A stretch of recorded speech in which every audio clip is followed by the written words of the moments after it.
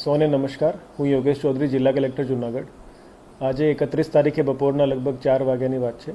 આપણે જિલ્લામાં અત્યારે મોસમ નોર્મલ છે, પણ જે હવામાન વિભાગની આગાહી છે એના પ્રમાણે આજ સાંજ પછી આજે રાત્રે અને કાલના દિવસે ભારે વરસાદની આગાહી છે.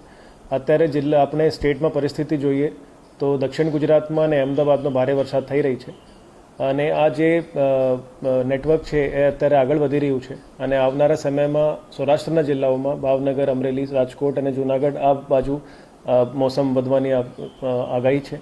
તો આના ધ્યાનમાં રાખીને મારી બધાને રિક્વેસ્ટ છે કે બિનજરૂરી બહાર જવાનું ટાળે. તંત્રની ટીમો બધી ફિલ્ડમાં અત્યારે એક્ટિવ છે. જે પણ નીચાણવાળા વિસ્તારો છે, જે પણ ડેમની નીચેના વિસ્તારો આવે છે, જે વધારે પાણીની આવક થાય અને પાણી છોડવું પડે તો નીચેના વિસ્તારોમાં ડેમની નદીની આજુબાજુ જવાનું ટાળે. તંત્રના જે પણ કર્મચારીઓ આપણા ગામમાં પોસ્ટેડ છે, કોઈ પણ જરૂરિયાત હોય તો એમનો સંપર્ક કરે.